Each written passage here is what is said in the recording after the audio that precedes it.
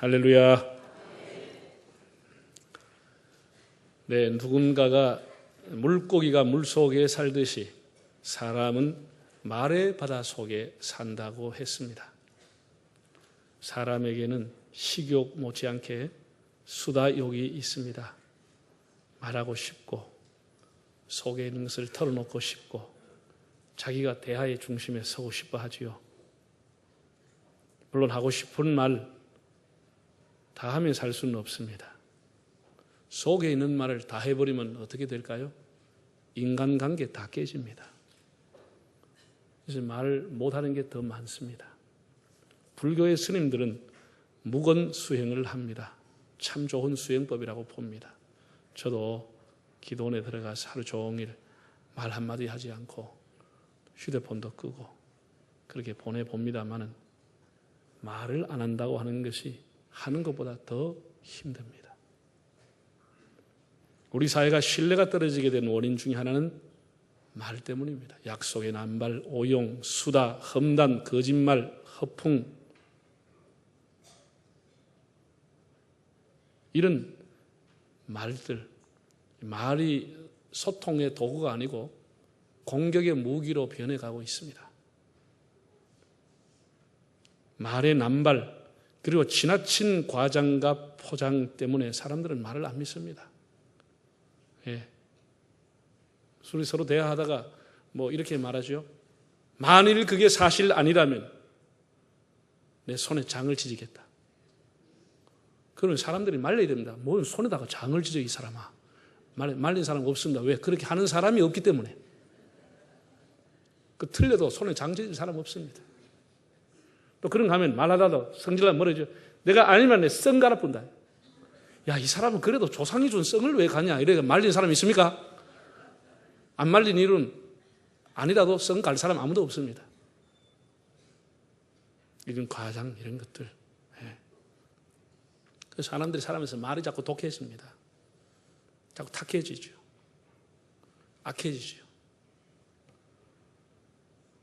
그래서 뭐 아무리 대단한 말해도 말이 그렇다는 거지 뭐 하고 안 믿습니다. 말이 그렇다는 거지 뭐. 말이 진실을 잃어버리고 온 세상을 전파처럼 떠돌고 있습니다. 말 같은 말, 말 같지 않는 말, 말도 안 되는 말, 언어의 폭력, 언어의 유희, 외설 언어, 분노 언어, 칭찬 언어, 책망 언어, 하여튼 우리가 말의 바다 속에 하루 종일을 살아갑니다. 또 일생을 삽니다. 오늘 우리는 본문을 통해서 말의 위력, 말의 영향력이 얼마나 큰가라고 하는 것을 배우고자 합니다. 지난주에는 제가 나발과 그 아내인 아비가일 그리고 다윗 세 사람의 관계 속에서 일어났던 일들을 말씀을 드렸습니다. 오늘은 나발은 빠지고 다윗과 아비가일 사이의 짧은 대화 속에서 그 말이 얼마나 능력이 있는가라고 하는 것을 깨닫고자 합니다. 우리 일상생활 살아가면서 말 때문에 시비 안 걸린 사람이 별로 없습니다. 주차할 때, 뭐 차를 운행할 때, 뭐 우리 한국 사람 차 타면 5분 만에 욕이 나온다 그러잖아요. 그러면 창문 내려 죄송합니다, 미안합니다, 손 한 번만 들면 지나갈 걸 가지고 와 이러면 한마디가 붙어버리는 거예요. 뭐 어째? 이래가지고 막 차 중간에 차 안 놓고 옷 벗고 둘이 새파랗게 젊은 게 말이야. 이러면 젊은 사람이 뭐라 그래? 나이만 허여만 머리만 최고야? 이래가 저 아버지 같은 사람 붙어보는 거예요. 요즘은 나이 상관없습니다. 이게 뭐 때문에? 말 때문에 하는 거예요. 말 때문에. 그럼 말 잘못하면 어른들이 굉장히 낭패를 당합니다. 젊은 사람들이 사정 없습니다. 지금 봐주는 거 없습니다. 네. 옛날에는 뭐 그래도 아이고 아버지 빨이 어른들이 머리 허여만 아이고 이래 하고 화내다도 가는데 지금은 새파랗게 덤벼듭니다. 아마 그렇게 여러분 들어봤을 겁니다. 이 말 한마디가 싸우는 거예요. 아르위층간의 층간소음, 아이고 제가 아들이 좀 단소가 있습니다. 죄송합니다. 이래 하면 되는 거 아니죠. 아들 떠드는 거 어이는겨. 이래가 붙어버려요. 이 말이라고 하는 것이 결국은 사람 분노를 촉발하고 싸움이 어른 싸움이 되고 심지어 세계대전도 그래 일어나지 않습니까? 말 때문에. 네. 루머나 악순환, 악소문 때문에 밤잠 자지 못하고 고통당하고 막 괴로워하는 사람도 있을 겁니다. 그런가 하면 자기가 했던 말이 자기한테 돌아왔을 때, 어이없는 말이 돌아왔을 때, 이건 내가 한 말이 아닌데, 이런 변형돼서 돌아온 말 때문에 또 고통을 당하는 그런 수도 우리가 살아가면서 경험하게 됩니다. 자, 먼저 말의 위력을 보겠습니다. 다윗이 왜 400명의 부하들에게 칼을 차라, 나발의 집에 모든 남자를 쓸어버리겠다, 그리고서 내려갔을까요? 왜 그렇게 분노했을까요? 다윗이 침착했습니다. 위기 상황에서도 차분하게 대처했던, 기도했던 다윗이 이렇게 분개한 까닭은 나발의 말 때문입니다. 나발의 말. 다윗이 사람들을 보냈을 때 나발이 그 사람들에게 뭐라고 했죠? 이새가 누구냐? 다윗이만 최고냐? 요새는 집 떠나가서 지가 주인 노릇하면서 돌아다니면서 사람 모아가지고 대장질하고 다니는데 내가 그런 사람한테 무슨 빵과 고기를 줘? 이래가지고 다윗이 보낸 사람들을 그냥 박대하고 쫓아내버렸습니다. 이 말을 전해들었던 다윗이 그냥 분노가 폭발해버렸습니다. 분기탱천한 거죠. 자기는 그래도 그 울타리를 지켜주고 양 한 마리 훔쳐가지 않으려고 그렇게 단속을 하고 했는데 자기한테 돌아오는 말이라고 하는 것이 다윗이 누구야? 이래가지고 막 자기를 비난하고 모독하는 말 하니까 다윗이 그냥 화가 머리 끝까지 나버려요. 그래서 자기 부하들에게 400명의 칼을 차라, 가자. 이렇게 해서 지금 내려가는 겁니다.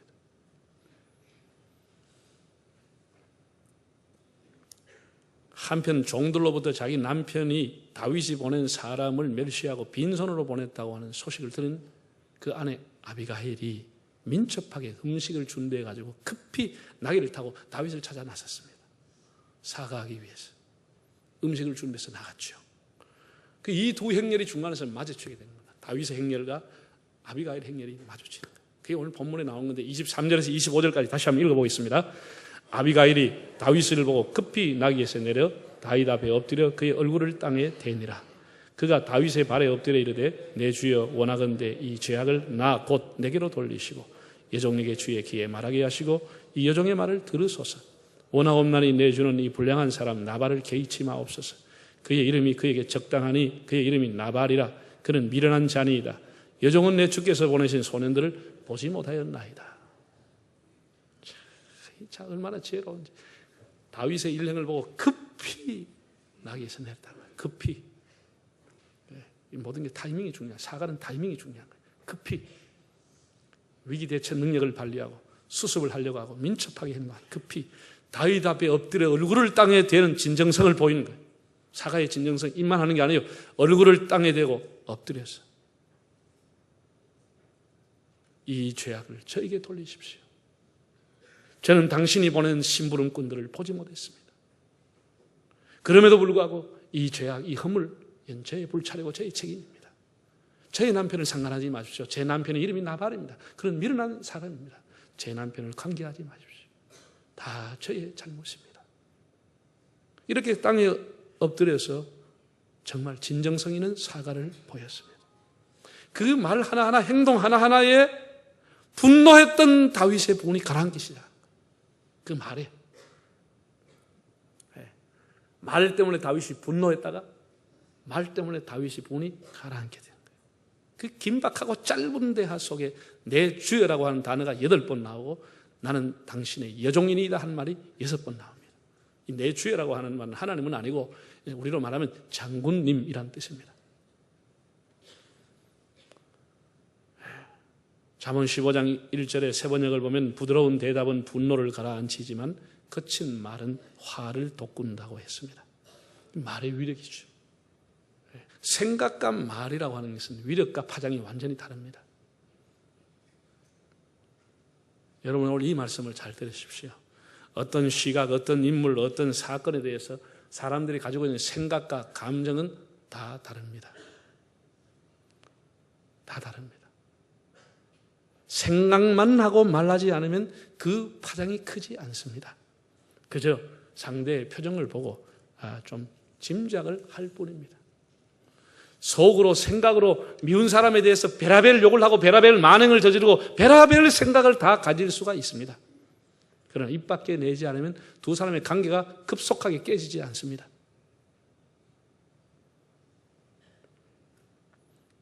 그러다가 무슨 일을 통해서 전후 사정을 다 듣고 나면은 그 오해가, 미움이 풀려지고 자기 마음에 가졌던 생각을 삭제할 수 있습니다. 이게 생각은 유동성입니다. 삭제가 가능합니다.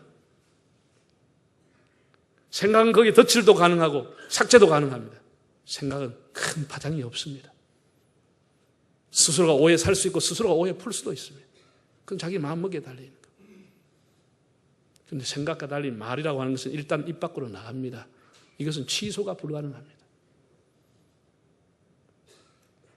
사태 그리고 내용에 따라서 심각한 일까지 일어나고 본인이 나중에 책임지지 못할 일까지 가버리는 것은 나중에 본인 통제가 안 돼버린 거예요.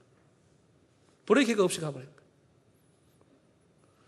여러분 살아보면서 여러분 자신이 했던 말이 그대로 전달된다고 생각하세요? 세 사람, 네 사람 거치면 어떻게 될까요? 본질은 사라지고 없습니다. 전하고 싶은 사람이 자기가 보태가 합니다. 확대 재생산 하고 자기는 앞뒤 다 빼버리고 거두절미해서 꼭 그 말만 해가지고 다른 사람 오해 사게끔 하는 말을 합니다. 변이. 내게 지금 들어온 말들도 거의가 다 변형된 말이 들어와 있습니다. 여러 사람 단계를 거쳤기 때문에. 내가 해준 말도 내 말이 그대로 가지 않고 보존되지 않고 많이 변질돼 가고 있어요. 사람의 기록은 보존이 되지만 말은 보존이 되지 않습니다. 이 공동체의 삶의 가장 중요한 것은 이 말이라고 하는 거예요. 말이라고 하는 거예요. 이 말이 일파만파를 일으키는 거죠. 본인은 처음엔 별 생각 없이 대수롭지 않게 얘기하는 게 그 교회 안에 엄청난 파장을 불러일으킬 수가 있는 것이죠. 그리고 안 좋은 말, 부정적인 말, 남에 대한 험담은 이건 완전히 속도가 엄청 빨리 가버려요. 스피드 빠르죠. 가공할 위력을까지 가지고 와서 여러 사람을 그냥 카더라 했더라 통신이 밤새도록 잠자지 않고 돌아다니는 거예요. 새벽에도 돌아다니고 밤에도 돌아다니고 계속 돌아다니고 철학기도 한 사람들 속에 들어가 버려요.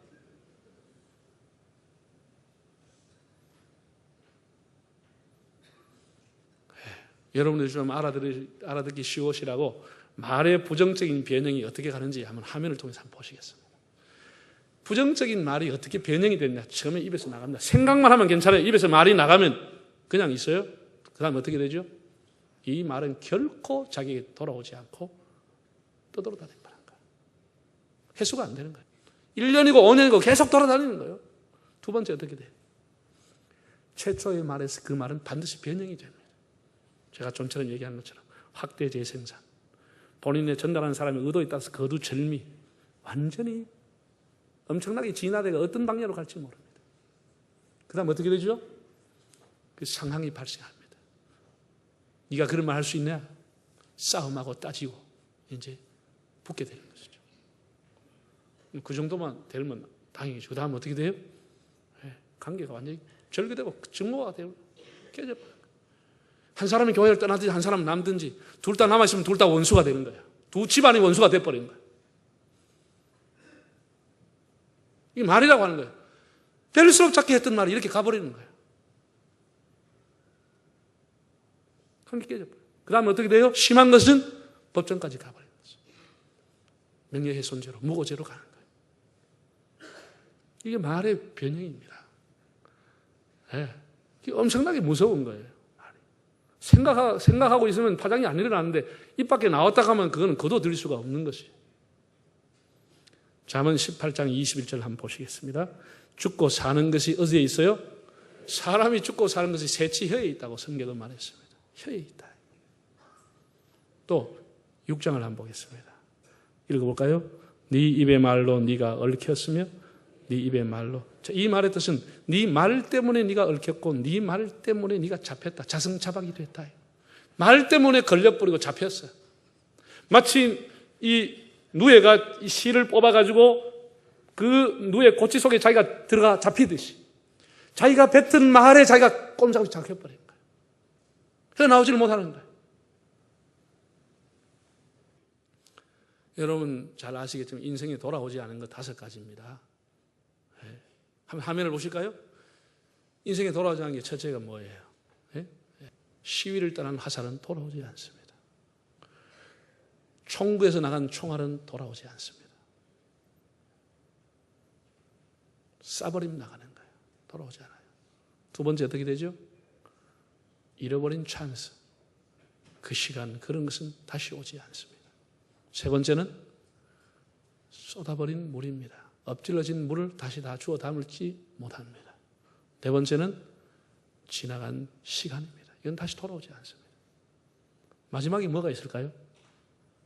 한 번 뱉은 말, 돌아오지 않습니다. 그대로 돌아오지 않습니다.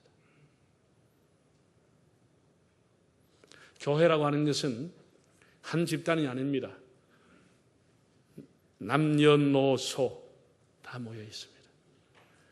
할아버지, 아들, 손자까지 심지어 한 세대가, 한 가문이 교회 생활합니다. 우리가 말 한마디 잘못하면은 한 가문을 다 교회에서 드러내 낙심시킬 수 있습니다. 온 사람이 상처받을 수가 있습니다. 그래서 우리가 교회 안에서는 말을 조심해야 됩니다. 말은 분노를 가라앉기도 한다고 그랬습니다.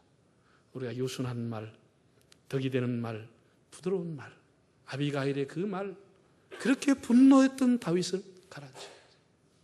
전쟁 준비하던 해서 달려가던 다윗을 멈추게 한 것은 그 말이. 두 번째는 제가 그냥 짧게 지나가겠습니다만은 아비가일의 이 말을 우리가 쭉 읽어보면 짧은데 하지만 거기에 여호와라고 하는 단어가 8번 나옵니다.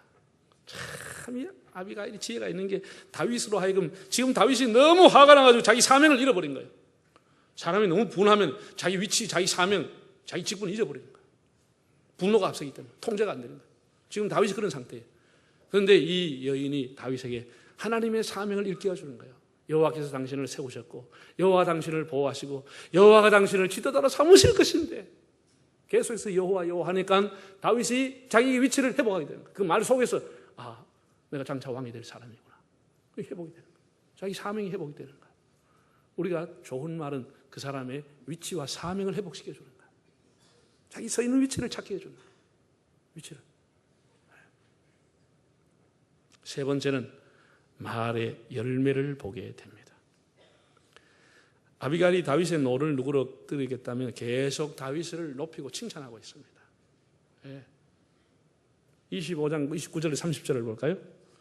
사람이 일어나서 내 주를 쫓아 내 주의 생명을 찾을지라도 내 주의 생명은 내 주의 하나님 여호와와 함께 생명사기 속에 쌓였을 것이요 내 주의 원수들의 생명은 물매로 던지듯 여호와께서 그것을 던지시리이다. 여호와께서 내 주에 대하여 하신 말씀대로 모든 선을 내 주에게 행하사 내 주를 이스라엘의 지도자로 세우실 때. 자, 계속해서 다윗을 장차 당신이 이 나라의 영도자가 될 것입니다. 하나님이 당신을 생명사기 속에 보호했습니다.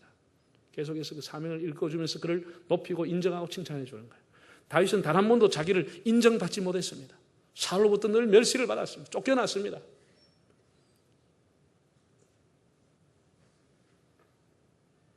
장차 영도자가 될 것이라고 하는 그런 인정과 칭송을 받게 되면서 다윗의 마음이 봄눈이 녹듯이 녹아지면서 감동을 받으면서 다시 다윗이 그 여자에게 칭찬해 줍니다. 아비가일에게 뭐라고 하죠? 32절 33절에 다윗이 아비가일에게 이르되 오늘 너를 보내어 나를 영접하게 하신 이스라엘의 하나님 여호와를 찬송할지로다. 또 네 지혜를 칭찬할지며 또 네게 복이 있을지로다. 오늘 내가 피를 흘린 것과 친히 복수하는 것을 네가 막았느니라. 내가 이렇게 피를 흘려 학살하지 않도록 나를 막아주소. 당신의 지혜를 정말 축복합니다. 당신에게 하나님의 축복이 있을 겁니다. 당신을 나한테 보내서 나를 영접하게 하신 하나님을 찬양합니다. 그렇게 분노했던 다윗이 그렇게 말하면서 400명에게 뭐라고 했죠? 야들아 가자. 가버린 거예요. 상황이 끝나버린 거예요. 이게 화답이라고 하는 것입니다. 우리 옛말에 있습니다. 가는 말이 고와야 오는 말이 곱다 그랬어요. 칭찬을 하니까 칭찬이 따라오는 것이죠. 이것이 삶의 지혜라고 하는 것입니다. 옛날에 사람들은 뭐라 했죠? 말이 뭐가 된다고요? 씨가 된다. 그 씨라고 하는 것은 열매를 맺는 것입니다. 씨는 반드시 열매를 맺습니다. 성공학을 쓴 지글러 박사는 세계 인구 중에 30억이 굶주린 상태로 잠자리에 든다. 그런데 그보다 더 많은 40억 인구가 매일 밤 따뜻한 말 한마디 듣지 못하고 잠자리에 든다고 했습니다. 그만큼 많은 사람들은 다 따뜻한 말, 격려, 칭찬에 굶주려져 있다는 뜻입니다. 식물도 동물도 예쁘다, 사랑한다, 고맙다 그렇게 칭찬을 들으면 잘 피고 잘 자란다고 하는 실험 결과가 나왔잖아요. 우리가 인생에 힘이 없을 때, 낙심하고 정말 어려울 때 나를 더 짓밟고 나를 더 괴롭게 하고 나에게도 악담을 퍼붓던 사람들도 우리가 기억합니다. 반면 그때 내가 어려웠을 때 나를 위로해주고 나에게 진정으로 손잡아주고 나를 격려했던 사람도 기억합니다. 우리 한국 사람들은 칭찬에 인색하면서도 칭찬받기는 원하는 모습을 갖고 있습니다. 다른 사람은 인정해주지 않으면 자기는 인정받으려고 하는 그런 모습을 갖고 있습니다. 이게 굉장히 잘못된 것이죠. 우리가 남을 인정하지 않으면 그 사람이 날 인정하지 않습니다. 그런데도 우리는 칭찬에 인색하고 남을 인정하지 않는데 인정하면서도 우리는 인정받고 칭송을 받으려고 하는 이런 모순 속에, 부조리 속에 살아가고 있는 거죠. 우리가 잘못된 것을 버려야 합니다. 1950년대 미국의 위스콘신대에서 예비 문학 지망생들이 모임을 만들어서 정기적으로 한 달에 한 번씩 소설을 한 권씩 읽고 그 소설, 그 시의 결점과 약점을 가차없이 평가, 비평하면서 자신들의 장차 창작 활동에 도움을 삼고자 했습니다. 같은 무렵 여학생들만 모여서 그들은 혹평, 비평보다는 시나 소설의 장점과 좋은 점을 서로 발표해서 작가로서 꿈을 키워가자고 모임을 했습니다. 10년이 지난 후에 비평과 약점 평가했던 모임에서는 단 한 명도 문단에 데뷔한 사람이 없는 반면에 칭찬과 장점을 찾았던 모임에서는 대부분이 작가로 활동하고 있었다는 보고서가 있습니다. 우리가 지나치게 남을 비평하고 평가하고 판단하는 것, 그 사람의 성격이나 라이프 스타일에 결코 좋지 않습니다. 여러분, 우리 자녀가 어떻게 살기를 원하십니까? 우리 자녀들도 말을 잘못해서 평생에 말 때문에 고민하고 밤 못 자고 고통스럽게 있어야 되겠습니다. 우리 자녀들 말이 얼마나 중요한 걸 가르쳐야 됩니다. 말에 덕을 세우는 사람이 되도록. 공부를 많이 하고 아무리 기술과 지식이 많아도 말 잘못하면 그 사람은 그 단체에서 완전히 왕따를 당합니다.